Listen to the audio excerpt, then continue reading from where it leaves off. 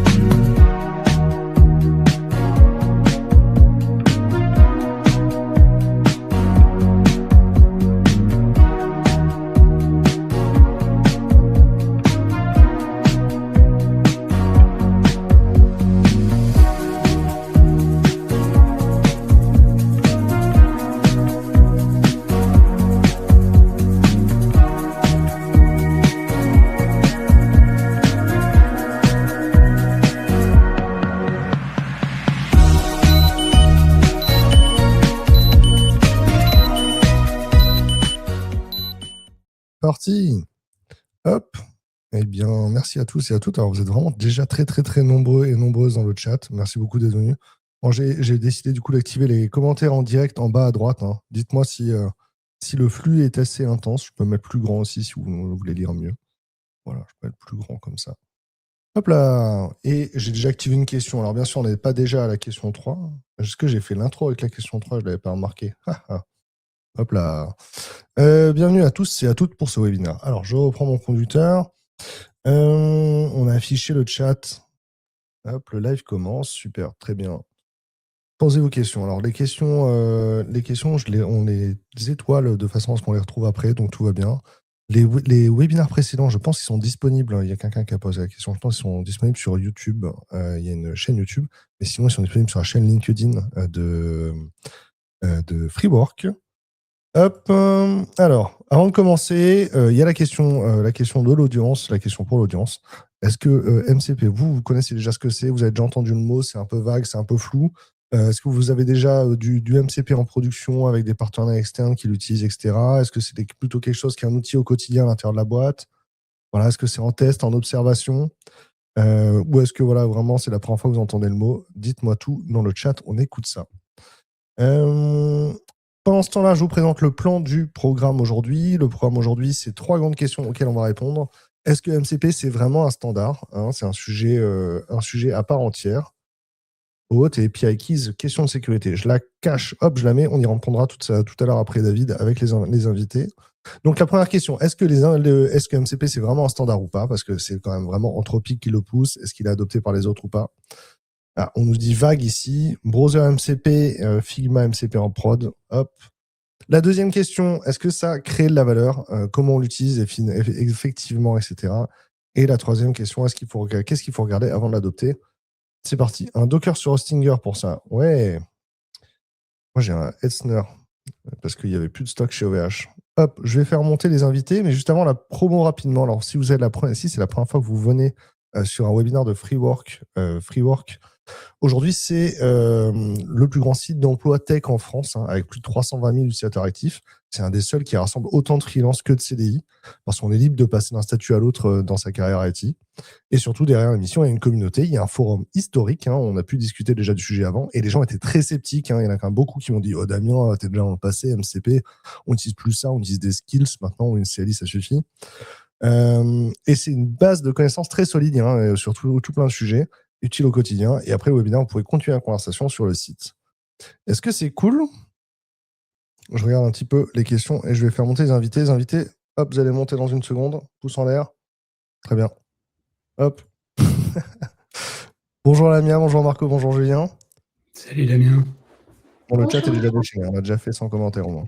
Je suis en train de faire le tri dans les questions. Alors, browser MCP, Figma MCP en prod. Hop. Vous connaissez Browser MCP, vous? C'est un agent de browser qui est en MCP ou qui est directement disponible derrière un MCP? Ouais. Trop bien. Qui te permet de faire des recherches, par exemple. Ok.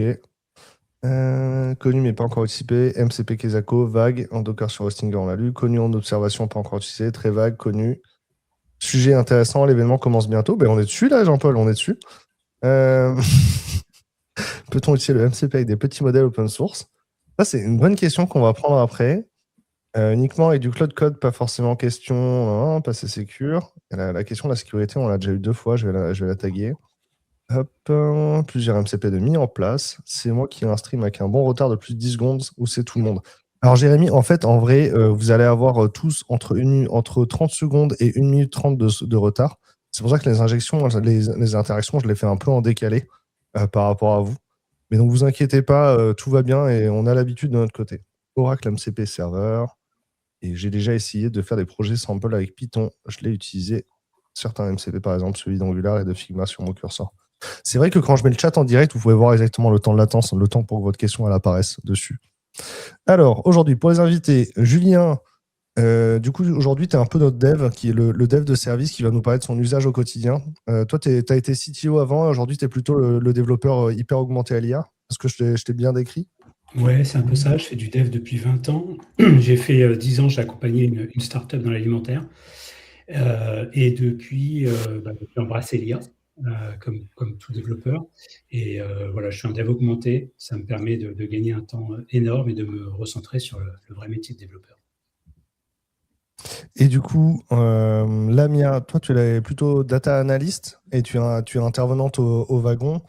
Ce qui t'intéresse, c'est la qualité de la donnée et le fait de la rendre disponible pour les gens? Oui, et surtout, comment du coup avoir accès et pouvoir explorer ces données de manière facile, plus simple. Ok.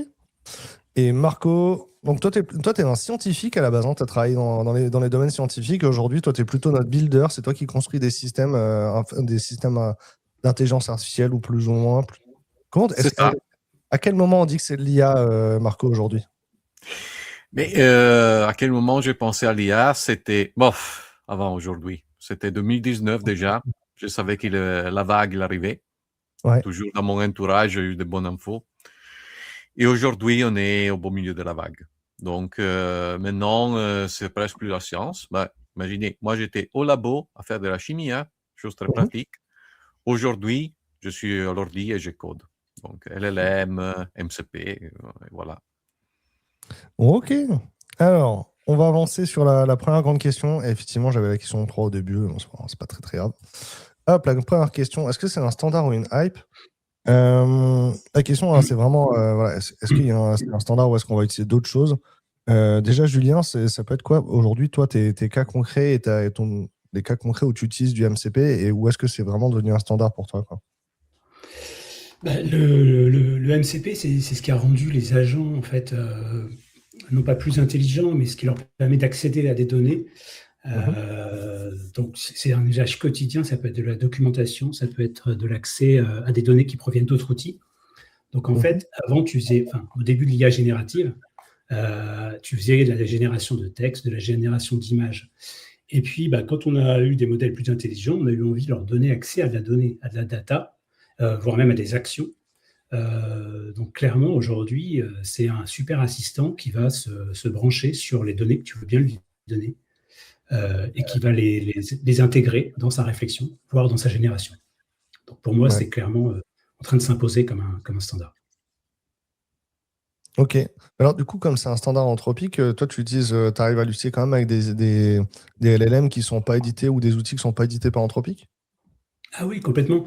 Bon, ça a été proposé par Anthropic fin 2024 et ça a commencé à arriver partout au mois d'avril, il y a un an, quoi, avril 2025. C'est ça qui est fou avec cette vague IA, comme disait Marco, c'est que la vague, elle est montée, et là, on est en plein dedans. En fait, ça a été adopté immédiatement par l'ensemble des acteurs. Et décembre 2025, donc il y a 4 mois, le protocole a été donné par Anthropic via la Linux Foundation, je crois. Donc en gros, c'est un protocole qui a émergé, qui a été adopté par tous les géants, et tout le monde s'est mis d'accord pour l'utiliser, pour accélérer. Donc clairement, c'est en ça, je veux dire, un protocole, ça ne se décrète pas. Un protocole, ça s'utilise. Donc une fois que tout le monde l'utilise, c'est parti. Je crois qu'on est à 97 millions ou 100 millions de téléchargements par mois. Je pense que la webcam que j'ai donnée à Lamia, elle noie son ordinateur, en fait. C'est vraiment ça qui se passe. Je lui ai prêté une webcam ce matin qui fait du 1080p, et vu la dégradation du flux au fur et à mesure, je pense que c'est son processeur qui est noyé. Merde.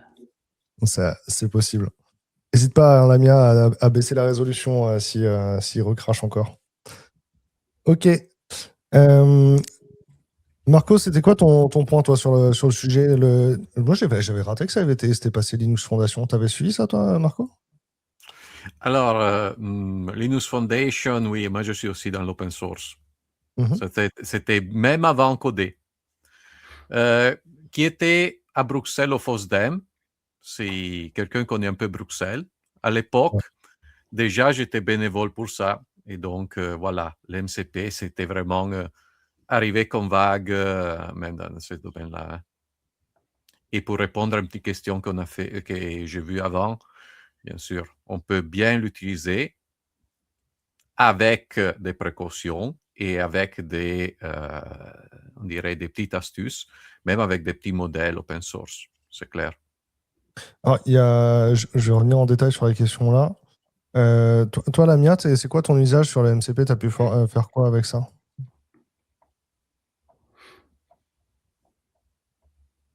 On t'entend pas. C'est con, hein, parce qu'avant le direct, ça fonctionne. Oui, je l'utilise souvent, soit pour. Déjà, je suis dans la phase, du coup, ça facilite l'extraction pour moi. Je me focalise plus que sur ça. J'utilise surtout soit pour du coup le réécrire, le développer, pour avoir plus des spécifications pour les tools en fait que mon client ou mes clients utilisent en fait. Et déjà, vu que c'est nouveau et c'est ce que vous avez dit déjà tous, parfois on se retrouve à passer plus de temps à mettre à jour en fait ces petites connexions. Du coup, oui, il y a une petite question à se poser sur la maturité pour l'instant. Ouais, c'est-à-dire qu'après, ça demande quand même de la maintenance de maintenir le MCP. Alors, il y a une question qu'on va prendre tout de suite ici, hein, celle de Charlin. C'est quoi la différence entre un RAG et un MCP? Marco, tu veux peut-être... Oui, bien sûr. Pour moi, c'est bread and butter, c'est le pain quotidien. RAG, Retrieval Augmented Generation. En fait, avec le RAG, on a accès à des documents, grosso modo. MCP, Model Context Protocol, on n'a pas accès à des documents, même si on a des ressources sur l'MCP qui s'assemblent au RAG. Mais l'MCP, ça nous donne une standard pour accès à soit des ressources, soit des outils. Outils, ça peut être un service. Google, Voilà, mais ça peut être une base de données aussi.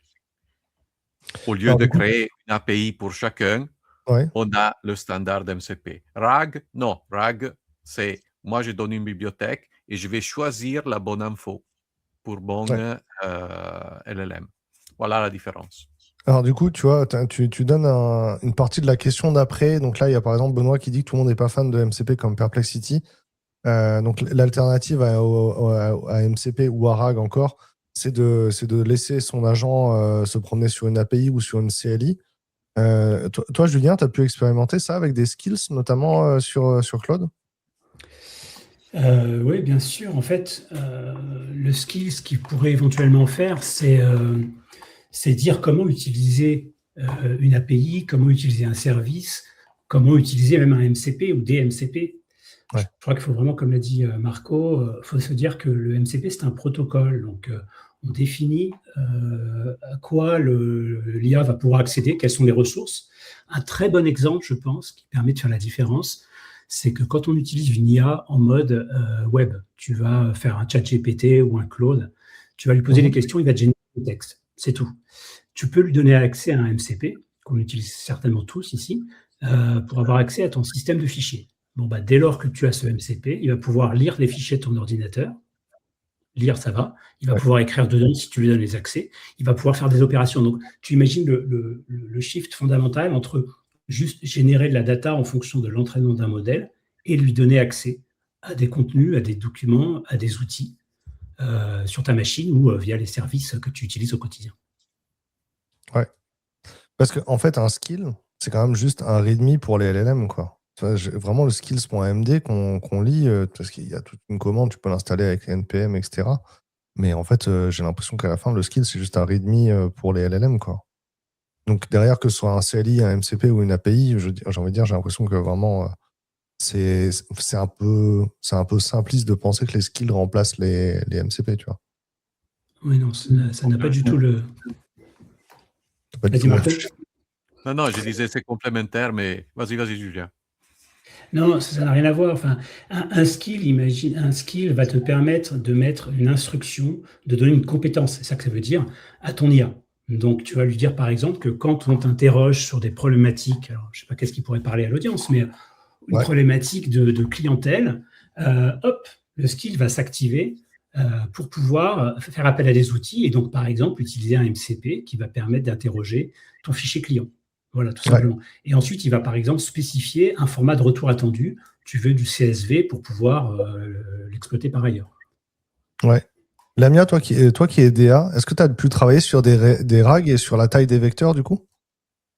Oui, un petit peu, j'ai eu un peu d'expérience dessus. C'était surtout, du coup, ça tombe bien, en fait, dans le cas qui a été expliqué par Julien, où, en fait, on cherche à surtout simplifier, en fait, l'exploration des données qu'on a, surtout quand on traite de clients, ça va être des données qui sont comportementales et autres.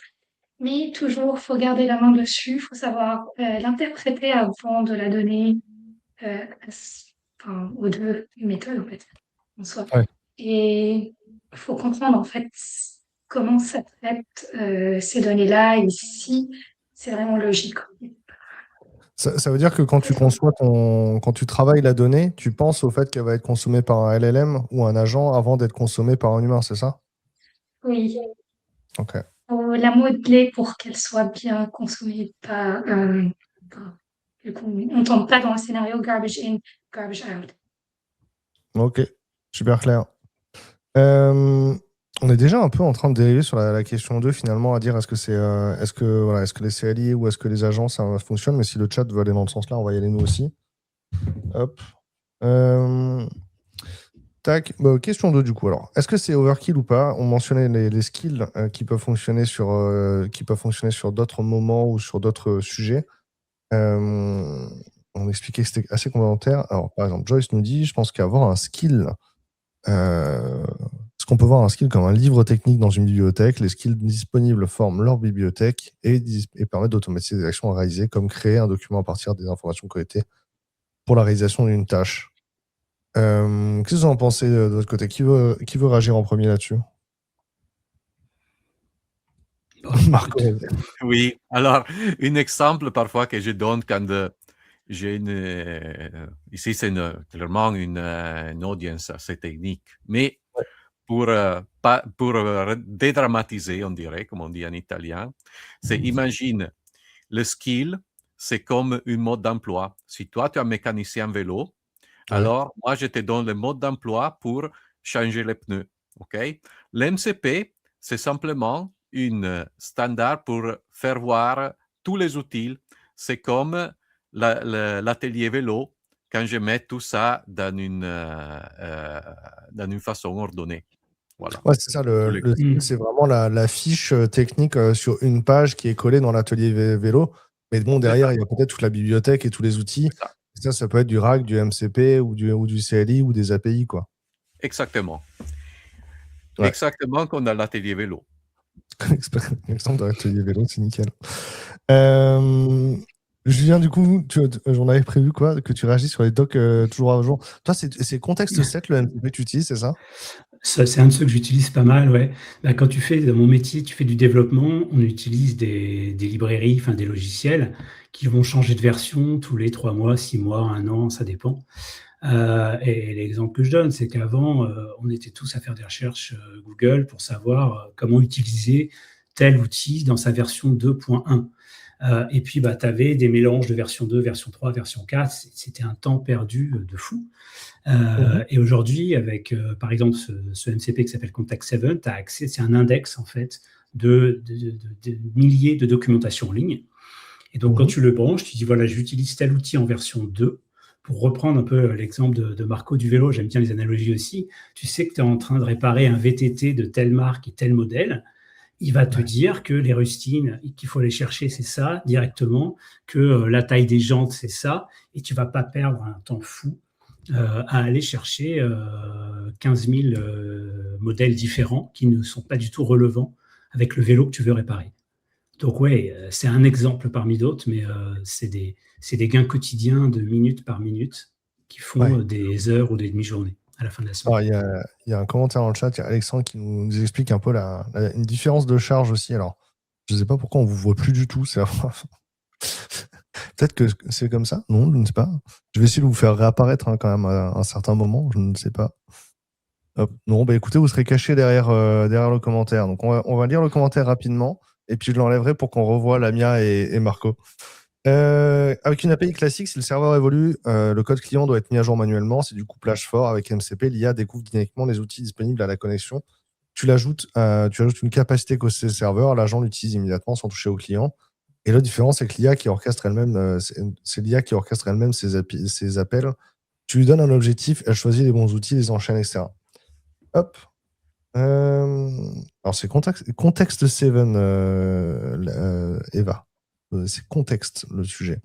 Alors, il y a quand même plein de choses là dans ce que vient de dire Alexandre. C'est quand on laisse l'IA ou le LLM utiliser une CLI ou une API. Donc, moi, par exemple, j'ai pu faire avec GOG pour qu'il utilise GOG, c'est une CLI pour accéder à ton univers Google, donc tout ton Google Workspace.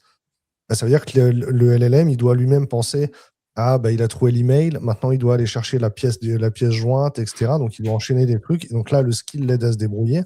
Mais quand quand j'utilise un MCP qui fait le même travail, l'agent, il donne juste son intention, voir le prompt de l'utilisateur au MCP. Et le MCP, ensuite, il va aller lui-même chercher c'est à lui d'implémenter la série sur la CLI ou sur l'API pour trouver des solutions. Est-ce que j'ai bien expliqué ou est-ce que je me trompe à un endroit? Je pense qu'il y a une petite divergence. C'est l'IA, dans ton cas, c'est intéressant, c'est que c'est l'IA qui réfléchit. Et sans MCP, en fait, tu ne peux pas faire ce que tu décris. C'est-à-dire qu'on les utilise tous, déjà, les MCP. Quand tu es dans Claude ou ChatGPT, tu as ce qu'on appelle des connecteurs maintenant. L'exemple trivial, c'est, tiens, je veux reprendre ton exemple, je veux interroger mes mails. Tu es obligé d'avoir un MCP pour que ton IA, ton cerveau, puisse se dire, parce qu'elle a découvert via le protocole, je sais que je peux rechercher des messages sur le compte Google, j'y ai accès et je peux les lire.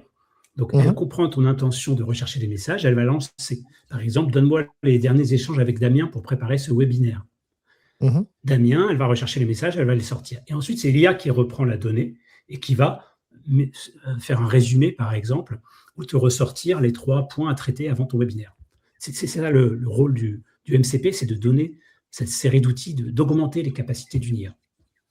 Ça, en vrai, en CLI, ça fonctionne sans MCP. Hein. C'est juste que si tu le fais avec un modèle 8 bits, avec un modèle 8B, il va vraiment être très bête et il va pas y arriver du tout. Quoi. Il va rater l'enchaînement d'appels. Alors que si tu le fais avec un plus gros modèle, il va y arriver un petit peu mieux déjà. Quoi. Mais avec un skill et une CLI, ça fonctionne déjà sur OpenClaw, par exemple. Oui, parce que c'est une sorte de... C'est ton modèle qui va faire cet enchaînement, comme tu dis, de séquences. Tout à fait. Ouais, En fait, ouais. Mais du coup, on délègue quand même une partie du travail côté MCP. Le MCP, il vient se plugger plus haut niveau proche du LLM et il laisse un peu moins de place aux itérations, au fait que l'agent puisse se perdre. ça, c'est un enjeu, je pense. Enfin, Marco va sûrement compléter. Je trouve juste que tu peux décider combien tu veux donner de part au MCP, le risque étant qu'il fasse trop de choses, et combien tu veux donner de part à ton IA, auquel cas ton MCP peut être très fin sur des tâches très spécifiques, et c'est ton IA qui va combler, qui va faire le raisonnement. Oui. Comme oui. Exactement. Donc, juste une petite chose ajoutée. Exactement, il faut donner le choix. Pour reprendre l'exemple de l'atelier vélo, c'est comme dire, ça sont toutes les clés pour démonter les pneus, tu vois. Et le LLM, comme notre mécanicien, on suppose, il est assez intelligent pour lire sur chaque clé. Ça, c'est justement la description de l'outil, exactement comme la description de l'outil de l'MCP. Donc, il lit tout et il choisit le bon. C'est vrai qu'il a des inconvénients, ça. Si on a un petit modèle, si on a un petit contexte, on lit la description de milliers d'outils, déjà ça nous bouffe le contexte et on risque d'halluciner. Alors il a des astuces pour ça. Par exemple, Dynamic Tool Discovering, la découverte dynamique des outils, on lui donne les outils plus pertinents petit à petit. C'est comme dire, ah, ça c'est la clé 15, c'est la typique pour démonter les pneus des mountain bike, de VTT. Non? Alors il a ça aussi. On peut choisir, faire une réduction du numéro des outils à choisir, mais c'est vrai que le principe c'est ça. Nous on donne les outils, peut-être on va les réduire, oui, et l'LLM choisit. Comme le mécanicien choisit les outils pour démonter les pneus ou pour faire une réparation. Bon, du coup, dans le chat, ils sont partis sur le RAG en expliquant qu'un RAG peut faire plein de choses. Donc là, le RAG aide l'agent plus dans la structure et la génération de la réponse. Si vous désirez votre propre RAG, il faut une base de données vectorielle. Enfin, un RAG, c'est une base de données vectorielle. Donc, c'est normal qu'il en ait besoin d'une pour en faire un. Ça me paraît logique. Et un modèle LLM open source ou une UI pour chatter Telegram et pour lui indiquer qui il est. Ce qu'on attend comme réponse, dans mon cas, il arrive à faire tourner. Dans mon cas, je fais tourner ça sur la machine moindre, sur un MacBook M1. Enfin, pas une machine à 10K. Après, honnêtement, faut pas lui demander des trucs trop compliqués quand tu le fais tourner sur un M1. Même si tu as 32 Go de RAM, tu peux faire tourner des modèles quand même assez gros. Quoique si tu as un RAG ou si tu as un contexte qui est énorme, la RAM, elle est vite pleine, en fait. Hop. Ouais, le RAG, en vrai, quand même, c'est vrai qu'il y a 1 an ou 2, on parlait que de ça, de comment il faut mettre des RAG partout. Le RAG, c'était le truc pour pouvoir donner accès à une base de connaissances plus précise. C'était la solution contre les hallucinations. Aujourd'hui, on en parle beaucoup moins, on parle que de MCP. Mais dans l'absolu, on peut utiliser un RAG pour structurer la donnée, les vecteurs de données derrière un MCP. Ou je me trompe? Ouais, non, c'est ça. Oui, C'est le but. tout à fait. Ils sont bien compatibles. Le RAG, il donne accès aux documents. Et en fait, si on veut poser des questions sur document, on a besoin de la base vectorielle. La base vectorielle, simplement, c'est représentation sémantique d'un texte. OK? Chien, c'est plus proche à chat qu'à avion. OK? Donc, quand on parle de chien et de chat, l'LLM, il va bien comprendre les documents plus pertinents, tout simplement. Ça, c'est l'idée de base vectorielle.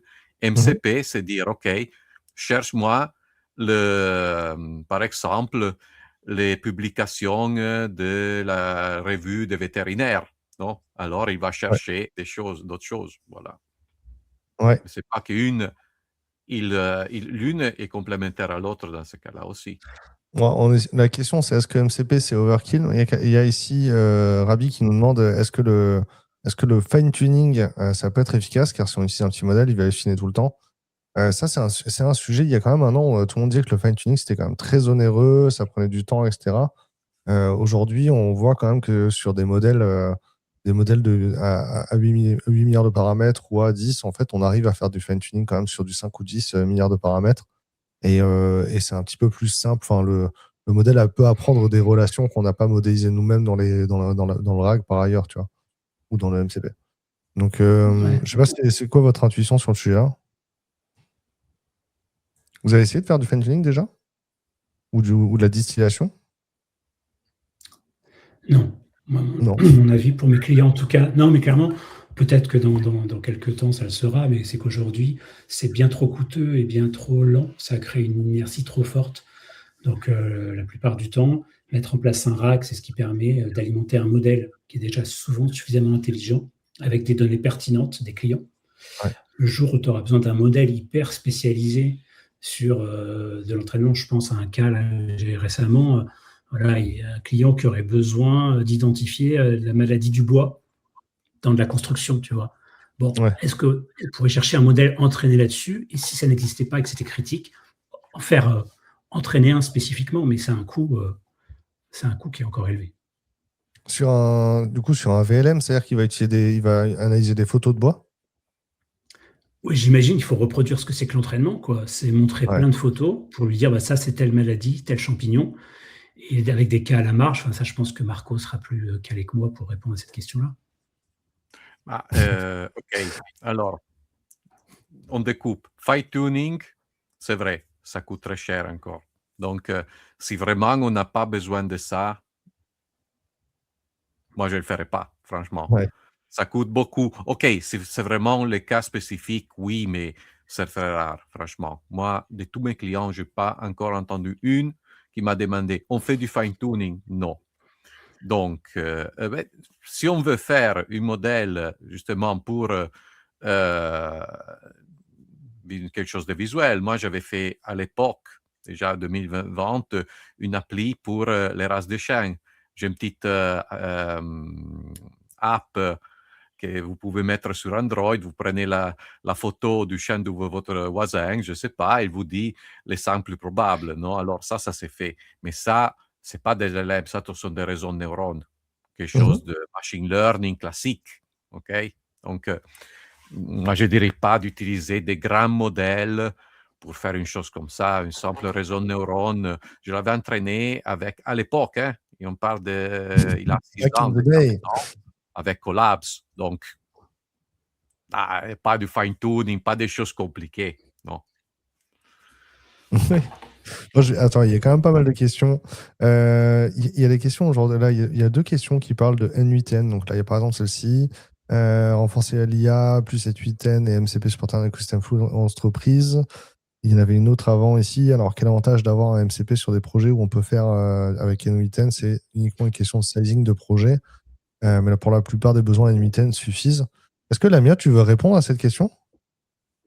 Oui. En fait, je vais pas partir sur le côté hyper technique de la comparaison entre NVTN et MCP. En fait, il faut comprendre que NVTN et MCP ne font pas du tout la même chose. Ouais. NCP, en fait, ça va nous permettre d'avoir de l'interopérabilité entre nos outils et aussi, du coup, pouvoir communiquer avec nos bases de données, du coup, dans mon cas, avec du langage naturel, alors que NVTN, ça nous sert, du coup, à automatiser, mais on peut rajouter des briques d'IA dedans qui nous permettent de faire la même chose aussi. Du coup, déjà, on n'a pas le même flow. On n'a pas, du coup, on ne peut pas les utiliser de la même manière. Après, aussi, ce que j'aimerais bien aussi rajouter, c'est que, en fait, on parle tout le temps du gain du temps, en fait, qu'on gagne sur la récupération de l'information quand on utilise un MCP, ou même sur les tâches répétitives et autres. Et ça aussi, du coup, ça rejoint les utilités de N8N. On peut faire la même chose avec un workflow N8N. Ce qu'il ne faut pas oublier, c'est que avec le MCP, avant le MCP, si on utilise par exemple juste un outil d'automatisation, on va juste questionner ce qu'on a et ça peut prendre autant de temps qu'il le faut en fait. ça dépendra du volume. Alors qu'avec un MCP, en fait, on peut rajouter, enfin, déjà ce que vous avez tous développé tout à l'heure, le protocole en fait qui permet de savoir comment, en fait, de quelle manière on ingère ces données-là. Et ça, c'est quelque chose qui est très important et qu'il ne faudrait pas oublier et qui nous rajoute en fait plus de contrôle de notre côté. Et aussi, on peut savoir en fait exactement où est-ce que, enfin, c'est modélisé. Comment je pourrais expliquer ça? C'est normalisé à nos bases de données avec le fait à ce qu'elles contiennent plus qu'autre chose qui est ailleurs. Ouais. C'est-à-dire qu'en vrai, N8N, moi, je vais plus l'utiliser à la place d'un cron ou de quelque chose qui est, enfin, d'une Oui. série d'actions, d'un script où j'ai des actions qui sont déjà définies, etc., quoi. Alors qu'MCP, c'est vraiment une façon d'accéder à de la donnée, quoi. Oui. Je reformule, hein, mais c'est grosso modo ce que tu viens de dire, hein, c'est ça? Oui. Ok. Bon, alors, attends. Hop, on a fait MCP versus une API simple, vous êtes déchaîné. Ah, voilà, les questions de sécurité. Bon, alors. Les questions de sécurité commencent à revenir dans le chat, ça tombe bien. On va passer à la question 3. Hop, la question 3. Est-ce que c'est prêt à être adopté sérieusement? Bon, il y a quelqu'un tout à l'heure qui dit oui, OpenClaw, faut pas tout mélanger, c'est pas LLM déjà. Les questions de sécurité, aujourd'hui, on en a parlé beaucoup avec OpenClaw, on en parle aussi avec MCP. Alors, il y a encore la question, mais on perd le truc. J'ai essayé de récupérer une des premières questions qu'on avait eues. Alors, OAuth et API pour les questions de sécurité. Le MCP, il a besoin de passer les barrières d'authentification, j'imagine. Il a besoin d'avoir une clé API pour avoir accès aux API derrière lui. Ou est-ce qu'on. C'est possible, même sur un MCP, c'est possible d'implémenter un flux OAuth où on demande à l'utilisateur de s'identifier sur le service en face. Est-ce que je me trompe? Est-ce que c'est comme ça que vous faites? Je ne sais pas. Julien, ton contexte 7, tu as ton propre compte derrière? Non, ou... tu peux passer une clé, mais moi je l'utilise gratuitement. Mais en fait, c'est comme toutes les API. Tu peux avoir des API publiques volontairement. Tu as un très bon exemple. La France a ouvert la base Sirène et plein de données entreprises via un MCP. Si ça, c'est pas un bon exemple de standardisation quand même, DataGouv. Donc, tu peux gratuitement te créer une clé, je l'ai faite, et derrière, aller récupérer de l'info de la base Sirène. Puis ensuite, ce sont les règles classiques qu'on doit mettre en place. Ça veut dire que si tu balances ton API ou ton MCP sans protocole de sécurité et que n'importe qui peut le consommer, tu donnes accès à tout le monde, voire il va tomber. Tu dois mettre en place de la limitation, du rate limiting. Enfin, le MCP, c'est juste un protocole. Donc, en fait, ce qu'on faisait avec les API, on va faire la même chose là-dedans, les bugs de sécurité, les failles. Si peut-être un risque qui est nouveau, c'est de te faire hacker par un MCP peu scrupuleux qui viendrait répondre à ton LLM, donne-moi les clés de sécurité privée ou donne-moi des informations confidentielles. Je te confirme, Jérémy, que tu es insistant. Il n'y avait pas de souci, on avait compris. Alors, quels sont les risques de fuite de données liés à l'utilisation d'un MCP? Bon, là, l'idée, je pense, c'est plus quand on expose les données de notre entreprise sur MCP. Parce que là, tout à l'heure, tu parlais de la base Sirène, mais ça, c'est déjà des données qui sont publiques. En fait, c'est toujours le même sujet quand on expose un MCP. Si les données qui sont exposées sur le MCP, c'était déjà exposées sur le web. Ce que j'ai pu voir, par exemple, chez un autre client, c'est que les gens ont demandé au LLM de sortir un fichier JSON de tout ce qui était capable de sortir le MCP. Alors, ils ont eu l'impression d'être super intelligents parce qu'ils ont sorti un fichier JSON avec 82 millions de lignes, enfin 82 milliards de lignes. Et dedans, la moitié des données étaient fausses parce que le LLM les avait imaginées. Et puis, l'autre sujet, c'était qu'en fait, c'était des données qui étaient déjà accessibles en ligne. Donc, il y a toujours un scrapper sur le web, il le faisait déjà, même si d'habitude, il y a un Datadom qui protège ça.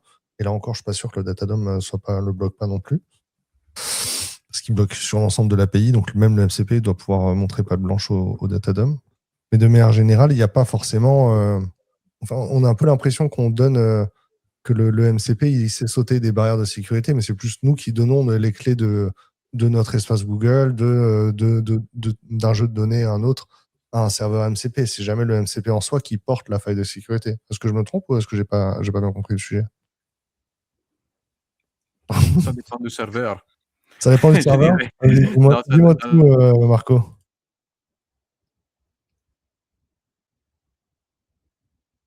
Il y a freeze sur ça? Mince.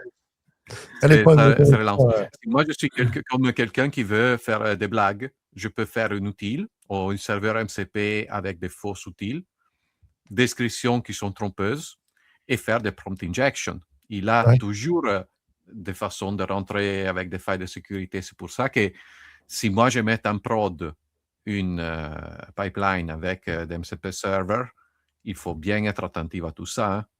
Et c'est vrai que ça peut faire fuir des données, mais ça, c'est dans tous les pipelines, ça, les enjeux. Si nous, on ajoute en général, on oublie le MCP, une couche encore d'abstraction, de complexité, quelqu'un, forcément, il va essayer de l'exploiter. Hein. Alors, là, dans le chat, il y a des gens qui sont encore sur un 8N, mais la question de Rabi, elle est intéressante, mais elle n'est pas propre à MCP parce que ça, sur la CLI ou sur une API, on l'a aussi. Sur ma CLI, bon, je veux dire, je compare encore OpenClaw à MCP, hein, c'est pas le sujet, hein, mais OpenClaw avec son skill CLI, donc sans MCP, il n'arrête pas d'éclater le pass de la machine. Je suis obligé de la reboot régulièrement ou de refaire de reconnecter en SSH pour faire un source pour ressourcer le pass, quoi. Donc le sujet existe, hein, et heureusement, au début, je pensais que j'allais le mettre en route sur la machine. Heureusement, je ne l'ai pas mis en route sur la machine et qu'il est sur un user qui est jailé, quoi. Le sujet existe finalement dès qu'on laisse des systèmes non déterministes avoir accès à des ressources qu'ils peuvent supprimer. Et c'est pas forcément MCP qui introduit ce sujet-là, c'est plutôt le fait d'utiliser des LLM. Julien, tu es d'accord? Ouais, complètement. Non, mais complètement avec ce que disait Marc aussi. C'est une question de confort et de sécurité. Je lisais l'article d'un ami récemment sur les 5 ou 6 couches en oignon qu'il mettait pour containeriser, on va dire sécuriser l'usage de l'IA sur sa propre machine. On utilise l'IA sur nos machines. Sur nos machines, il y a des accès, il y a des données hyper confidentielles, il y a des données hyper qui ne doivent pas sortir. On prend le risque. Moi, le fameux RM/, c'est-à-dire en langage informatique, efface tout ce qu'il y a sur le disque. Ça a déjà été sorti. Bon, moi, je ne l'ai jamais eu. Je sais qu'on peut cantonner, on peut donner des accès, on peut verrouiller. Donc, plus on veut un système sécurisé, c'est possible, plus on va perdre en confort. Donc, il faut trouver ce juste arbitrage entre je laisse une machine tout faire, l'exemple de OpenClaw, et je suis en mode YOLO, et du coup, je prends beaucoup de risques, et de tout sécuriser et de ne plus pouvoir rien faire. Ouais, Eric dit là, il faut le containeriser. J'aurais peut-être dû mettre même un micro K8S sur mon VPS avant. Je le ferai peut-être après. Lamia, au final, en fait, tout ça, c'est un sujet de gouvernance de la donnée, c'est même pas un sujet technique. Oui, il y a des solutions à ça, en fait. Le MCP, on le traite, en tout cas avec les clients, comme une porte, en fait, pour dérober à notre système d'information. Et si on le sécurise pas, n'importe qui peut entrer. Et ça, c'est pas que pour le MCP, en fait, c'est tout outil qu'on plugin, en fait, dans notre système d'information. Les solutions qu'on aimerait bien adapter à chaque fois, c'est déjà avoir une RBAC, en fait. Une Role-Based Access Control qui est bien clair. Savoir qui fait quoi, qui peut faire quoi, surtout. Le auth qui a été mentionné, on va pouvoir le mettre pour pouvoir identifier déjà les utilisateurs. Et le logging systématique de savoir qui a demandé quoi. Parce que ça aussi, c'est très important. En gros, c'est des problématiques que vous avez déjà développées. En fait, pour brancher un serveur MCP sans sécurité, en fait, c'est comme laisser en fait la clé de l'entreprise sous le paillasson. Du coup, la clé de l'atelier à vélo sous le paillasson, sauf que là, le voleur, ça peut être notre propre IA qui fait la fuite des données. Et c'est là où c'est pas le MCP qui est fautif, en fait, c'est ce qui, en fait, on fait partie, mais qui suit, en fait, cette brique de branchement.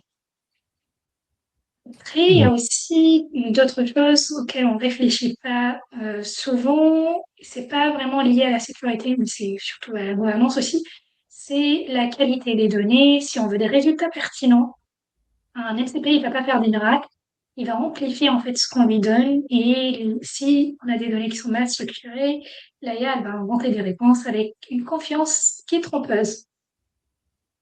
Du coup, voilà, je retourne toujours à la couche humaine ou même à la couche du coup, de gouvernance de données où il faut bien déjà cataloguer ce qu'on rentre dans ce MCP en fait. Et aussi, j'arrête pas de en fait, topic hop, mais si on ne contrôle pas exactement notre MCP, on peut tomber dans un risque de coût où on va être face à des tokens et des complexités qui sont cachées. Et ça peut être soit des appels en cascade, soit un serveur MCP en fait qui remplit en fait la fenêtre de contexte lié avec les métadonnées et on se retrouve en fait bloqué à un moment, on n'avance plus avancer et ça nous donne une facture d'API qui est trois fois que ça devrait être en fait de base. Il y a plein d'autres soucis comme ça où la gouvernance en fait elle est très très importante si on commence à déployer ce genre d'outils en production. On le voit même dans les cas d'usage d'autres entreprises, par exemple. Leur MCP, ils le mettent sur le côté, par exemple, de résumer tickets, les tickets qu'ils ont eus en leur service informatique. On le trouve pas forcément toujours dans des phases d'exécution, mais surtout là, on aimerait bien gagner du temps et faciliter la tâche, enlever les tâches qui sont répétitives. Je pense que Pierre-Jean est assez d'accord avec toi. Hein. Il dit relativement la même chose. Il dit les LLM peuvent faire des grosses erreurs, mais les humains aussi. Je pense que c'est ce que tu disais aussi, Oui. Julien. Hein. C'est-à-dire qu'un humain, un collègue, il peut faire un RM en RF sur la machine en prod aussi. Quoi. Oui. Donc finalement, c'est toujours possible. Quoi. Et le airback ou le RBAC, je l'avais jamais dit en anglais. Le airback, en vrai, c'est... Non, mais je sais. Moi, j'ai l'impression que tous les corporates où je vais, l'IAM, c'est un bordel monstre. C'est un sujet de manière générale. Voilà, tout le monde a genre 3 couches d'IAM. Tu fais un login sur Okta, sur Ping, sur Bidule. Puis à la fin, en fait, de toute façon, c'est généralement que des passe-plats. C'est-à-dire que derrière, tu arrives sur un drive où les permissions, elles sont faites en vrac, etc. Ou sur un SharePoint où les permissions, elles sont faites en vrac. Donc, tu as ce truc de la forteresse et tu passes 3 portes d'entrée, il y a 4 ponts-levis, et puis derrière, après, il y a tout qui est en vrac derrière dans un storage. Ça, c'est le sujet de l'airbag et de l'IAM de manière générale. Hop. Ou alors, tu as des groupes LDAP, genre, hop, je suis pas dans mon groupe LDAP, du coup, j'ai pas accès à telle pièce. Ah, c'est dommage, moi. Est-ce que je peux changer de groupe LDAP? Est-ce que c'est votre réalité aussi? Tous les corporates sont comme ça? Oui. Dites pas dans le chat. Alors. On parlait de la consommation de tokens en cas de sollicitation trop de MCP. Il y a un sujet là-dessus. Peut-être Marco, tu vas pouvoir me dire, vu que tu as travaillé sur la conception. Il y avait aussi quelqu'un tout à l'heure qui disait qu'il avait fait un MCP passe-plat avec son API. En fait, c'est typiquement ce qui se passe quand tu fais un MCP passe-plat. C'est-à-dire qu'en fait, une API, souvent, c'est déjà très verbeux. Et donc, si ton MCP, tu le conçois comme vraiment la même chose que l'API, alors c'est comme ça qu'on noie le contexte. Alors que en fait, un MCP, il faut partir de l'intention du LLM et ensuite l'emmener vers quelque chose de plus complexe qui est l'API. Mais si on fait autant de complexité à droite qu'à gauche, le connecteur, il n'a pas apporté de simplicité, quoi. Et oui. Non, mais en fait, une MCP conçue comme une API s'appelle Naive MCP. Ouais. C'est-à-dire, une MCP fait, voilà, naïve. Ça, c'est le mot gentil, technique, non? Ouais. Alors, si on a beaucoup d'outils, déjà, c'est une bonne idée avoir une MCP, un protocole MCP, parce que justement, c'est comme une SBC. Après, on peut réduire, faire toutes les autres astuces. Si on a juste 2 outils, on utilise l'API. C'est un peu la question d'avant. Est-ce que c'est une overkill? Ça dépend du cas d'utilisation. Consommation de tokens, c'est clair. Si moi, je fais du Dynamic Tool Discovery, consommation de tokens, ça va se baisser. Hein? Je peux même donner un lien. Moi, justement, je me suis renseigné sur ça. On peut baisser la consommation de tokens de 80% même. Donc, il ne faut juste pas utiliser le MCP naïf. Bah oui, c'est ça. C'est comme dire à un mécanicien, regarde, là, c'est le tableau. Hein. Il a 5 clés, ça dépend. Il a aussi les clés Allen. Débrouille-toi. Lis toutes les descriptions, et ça, c'est l'MCP naïf. Mais l'API, c'est juste donner une clé. Voilà. Est-ce qu'on fait une analogie avec le vélo? C'est un peu comme les gens qui... Oui, le vélo, ça m'est resté... les pneus, ils vont pas vite, alors que tout le monde utilise des gros pneus, tu sais, qui sont larges comme ça. Et si tu prends des pneus de fat bike, oui, les pneus, ils sont pas bien, mais il faut prendre des. Le but du pneu, c'est d'être adapté à ce que tu fais. Il faut changer de pneu en fonction de ton activité, quoi. Oui, Voilà. justement. Si t'es parti sur les analogies vélo, moi, je peux en faire toute la journée, y a pas de souci. Ok, patin de résilience dans les choses. Alors, il y a jeu plus soi, donc il y a quelqu'un qui a eu de la souffrance sur les groupes LDAP. Et c'est quoi les groupes LDAP, nous dit Eva. Et ben, les groupes LDAP, si tu les as jamais vus, c'est normal. En vrai, personne ne sait dans quel groupe LDAP il est, généralement, sauf l'admin du LDAP en soi. Pour éviter l'explosion de coûts, est-ce qu'il faut utiliser des LLM à bas coût? Ça c'est dans l'absolu, c'est une question qui est intéressante. Moi, je me la pose. Vous avez sûrement une expérience sur le sujet. Le fait on utilise quand même souvent des gros LLM pour rien, ne serait-ce que pour coder. Finalement, des fois, si la feature, le PRD est déjà fait, etc., ou l'ADR est déjà fait, le sonnet, il suffit généralement à faire la feature. On n'a pas besoin de démarrer un opus tout le temps pour faire des choses. C'est le bal des caméras qui saute aujourd'hui. Donc j'ai l'impression qu'on utilise quand même des LLM gigantesques à chaque fois pour faire des choses plus simples. Est-ce que ça va pas aussi avec l'explosion du nombre de coûts, des coûts et du nombre de tokens, le fait d'utiliser des trop gros LLM pour des tâches assez simples, quoi? Oui, mais à la fin, il faut être pratique, hein. On ne sait pas la tâche au début, donc moi, je dirais, je peux utiliser du sonnet, mais aussi, là, je ne vais pas faire trop de noms, mais il a des autres modèles, par exemple des Chinois, hein, qui coûtent beaucoup moins cher et effectivement, ils sont bien à coder. Et si vraiment je veux faire des choses simples, je fais gratuit. Ça dépend de la machine. Moi, j'ai RAM 16 gigabytes, mais j'ai une bonne carte graphique. Donc, ça arrive à faire tourner localement sur Ollama le dernier modèle mais pas beaucoup, avec 8 milliards, le Gemma 4, dernier modèle de Google. Là, pour des petites tâches de programmation, ça va le faire. Mais je ne connais pas les tâches à l'avance, donc je ne peux pas prévoir, j'utilise que des petits modèles. Ouais, je comprends. Donc, ta réponse, et finalement, on ne sait jamais ce qu'il y avait. Alors, du coup, il y a des gens qui expliquent ce que c'est LDAP dans le chat. Je vous laisse voir si on peut la réponse. Comment éviter de faire un MCP naïve, les guides de conception? Hop. Donc là, le guide de conception de manière générale sur les MCP naïfs, c'est de essayer de résoudre. En fait, si tu veux, c'est un peu comme partir du skill. C'est vraiment, c'est quoi les 4 ou 5 use cases du MCP, des intentions des utilisateurs ou de l'agent quand il va switcher le MCP, et de se concentrer vraiment là-dessus comme point d'entrée. Est-ce que ça te paraît être un bon conseil, Marco? Très bien. Je ne sais pas s'il est freeze ou s'il ne m'a pas entendu. Des noms pour des LLM gratuits. Moi, je vous encourage. Alors, Eva, tu peux aller voir. Moi, on a joué alors en local. Tu as les Qwen. C'est ça? Tu parlais des Qwen ou pas? Ou des modèles de ZAI? Ouais, Marco, tu disais un modèle. Oui. Alors, oui, local. Alors, oui, on peut nommer. Alors, des Qwen, oui, mais sont gros. Moi, perso, j'utilise parfois Kimi. Kimi, c'est plus petit.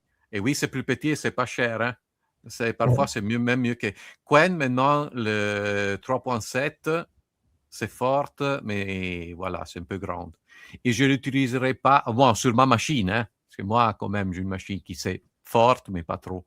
Ouais. Mais si on a une bonne Mac, là, le Qwen, oui, pourquoi pas. Le Qwen 8B, il marche sur ma carte graphique, mais le plus gros, c'est quand même beaucoup plus lent, quoi. Dès que tu sors la carte graphique, ça se met à ramer, quoi. J'ai essayé, en ce moment, je joue plutôt avec les Némotrons. Les Némotrons, c'est des modèles de NVIDIA. Et il y en a un 120B que tu peux utiliser en version cloud et qui est assez chouette. Et sinon, il y a des plus petits. Mais pareil, là aussi, c'est des modèles qui sont... Tu vois, tu as des modèles 7B avec des fenêtres de contexte qui sont gigantesques et du coup, j'ai pas assez de swap. Et du coup, je vais réduire la fenêtre de contexte manuellement. Alors, il y a des gens qui donnent directement les liens de GameFace maintenant. Vous pouvez aller voir sur Ollama aussi. Ce chat, c'est pas le chat, la passerelle de chat. Hop. Kimi, le Kimi, oui, tout à fait. Kimi avec un K.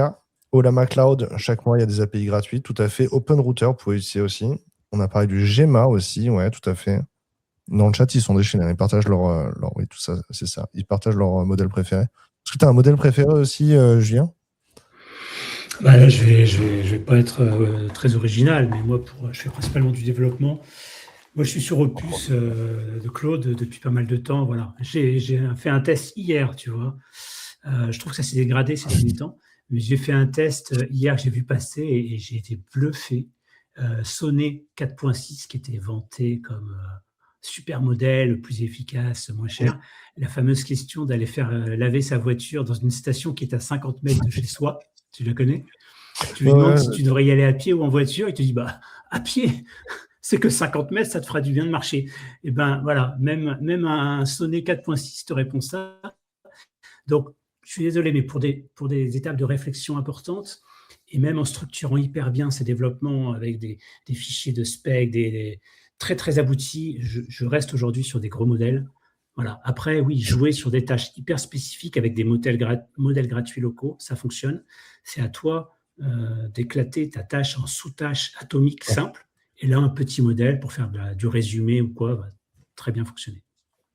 Ouais, et encore, en vrai, pour faire des résumés, j'ai essayé, tu vois, genre de faire gérer, donc avec des fiches en Markdown, gérer mes vélos et l'entretien, parce que j'en ai vraiment beaucoup des vélos. Le modèle 8B, franchement, il se perd en 2 minutes. Hein. Il sait que le vélo 4, il a un moteur Shimano et le vélo 1, il a un moteur Brose. La facture pour un chargeur Shimano, il fait « Ah, ben je comprends pas pourquoi tu as acheté un chargeur Shimano pour ton vélo avec un moteur Brose. » Et je dis, bah, parce que c'est pour l'autre vélo. Ah, mais du coup, toutes les pièces que tu as achetées pour le moteur Brose, c'est pour l'autre vélo aussi. Ah, bah, je vais les attacher sur l'autre vélo. Je dis, mais non, arrête de faire ça. Enfin, j'ai vraiment le modèle 8B, c'est quand même vraiment un Ralph. Il peut se perdre très vite. Hop. Et alors, j'ose pas lui demander s'il faut aller à pied pour aller. La voiture. serait capable de me répondre que je peux attendre demain. Voilà. Oui. Mistral, Une fois, dans un modèle 8B, ça c'est là quelques mois, c'était l'année dernière, j'avais fait une petite blague. Est-ce que ça pèse plus 1 kilo de plumes ou 1 kilo d'acier? Et c'était modèle chinois, il a sorti le raisonnement. Donc j'ai vu tous les caractères chinois qui sortaient. J'ai la vidéo sur ma chaîne YouTube sur ça. Hein. Petite anecdote. Donc, ce qui est intéressant avec des modèles nus, alors maintenant les gens ils parlent de Mistral. Moi c'est le Nemotron, enfin c'est le Mistral Nemo. Mistral Nemo. Moi je pense que c'est ça, qui fait 7B et mes 1004 contextes, il a fait exploser mon truc. Mais le fait d'utiliser des modèles à nu comme ça, par contre, ce qui est intéressant, c'est qu'il n'y a pas tous les transformers, enfin tous les garde-fous. C'est-à-dire que quand tu utilises DeepSeek directement sur l'application, tu lui demandes de critiquer le gouvernement chinois, il te dit ah, viens, on parle de musique, on parle d'autre chose, tu vois. Alors que quand tu l'utilises sur ta machine, il n'y a pas de souci, il peut critiquer le gouvernement chinois, quoi. Il le fait très bien. Hop. Et donc, ouais. Alors, c'est quoi le budget IA mensuel? Ça, c'est un sujet. Hein. J'imagine, du coup, Julien, toi, tu as le Claude Max, hein, forcément. Ouais, moi j'ai le Code Max et j'ai je dirais que j'ai un budget mensuel de 150, 160 euros pour l'instant, mais Bah, ouais. 160. Je me posais la question hier parce que j'ai atteint une limite et je me disais même si tu prends un budget de 200 euros par mois quand c'est ton métier de développer, allez, 200 euros par mois TTC. Hein. Fois 12, ça fait 2400. C'est même pas la moitié, le quart d'un salaire d'un développeur chargé mensuel. Donc, voilà. Quelqu'un qui met le LLM qui suggère d'attendre la pluie, il n'est pas encore là. Ouais, c'est ça. Non, en vrai, moi, ça ne me choque pas. En fait, c'est aussi quand c'est une société qui le paye, c'est pas la même chose, tu vois, que quand c'est un individu. ChatGPT pour lui, etc. Mais du coup, c'est une question que je me pose. Je pense que demain, si tu vois une boîte, elle veut diminuer le nombre de développeurs, je pense qu'elle enlève les licences Claude et les développeurs, ils vont partir, je pense. Tu vois. Quand tu dis aux développeurs, ah, maintenant tu codes à la main, avec ton clavier, là, vas-y, il faut taper toutes les lettres une par une. Ou tu peux aller dans une autre boîte où ils ont une licence Claude. Je pense que les développeurs, ils préfèrent changer de boîte à une licence Claude et payer moins cher. Tu vois. On en débattra. C'est la ubérisation des développeurs. On arrive sur la fin du webinaire. Merci beaucoup. Vous avez posé plein de questions. Vous avez été très actifs dans le chat. Maintenant, on nous parle vous partagez encore des conseils sur les trucs. Est-ce que au corpus installé ou au corpus de votre rag, ils sont en train de discuter entre eux. Hein. MCP supporté par Anthropic. Écoute, Hamza, moi j'ai appris pendant ce webinaire que MCP maintenant c'était Linux Foundation. Et donc il y a une Agentic AI Foundation avec MCP et Agents MD aussi dedans. Donc c'est devenu une fondation. C'est parti sur la fondation. Ouais. Voilà, et ben écoutez, merci beaucoup à tout le monde. C'était très très chouette. On a appris plein de choses. Le chat a beaucoup participé. On va mettre fin au stream. J'ai toujours pas de générique de fin. Je vais juste mettre le visuel par-dessus et puis on va dire au revoir. À bientôt. Hop, Salut, merci. chat. Hop. Je mets de la musique par-dessus. Parce que je mets celle-là. Allez, go.